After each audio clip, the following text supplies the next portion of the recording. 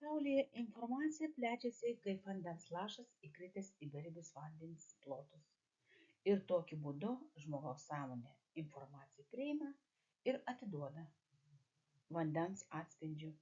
Šiuo atveju video vaizdelis labai gerai atspindi žmogaus sąmonės darbą. Kuo stipresnė žmogaus minties forma, krentanti kaip vandens lašas, tuo sukelia didesnės informacijos bangas kolektyvinės sąmonėje, kurios paliečia iš pradžių savus, o po to ir visus. Todėl, kad mes visi išplitę po visas pasaulio šalis, kitaip sakant, pasaulis tapo globalus.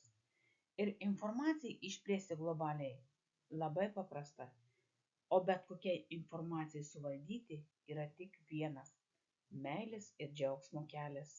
Tai ginklas prieš bet kokią sukurtą informaciją. Mokslininkas Grigorij Gravojus sukūrė skaičių sekas globaliniam džiaugsmo išplitimui.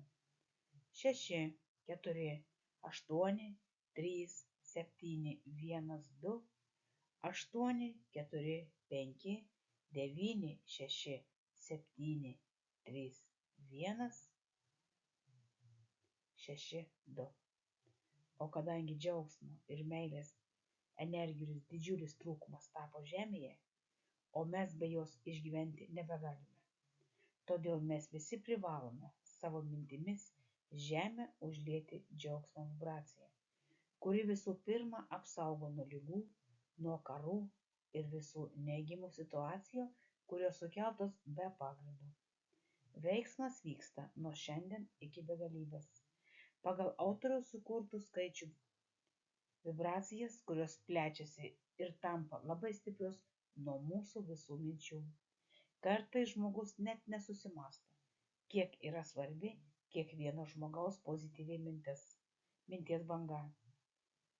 Ir visi, kas neabejingi savo šeimai, kviečiu jungtis prie Grigorij Gravojus mokslo platformos. Video sukūrė ir įgarsino Sigutė.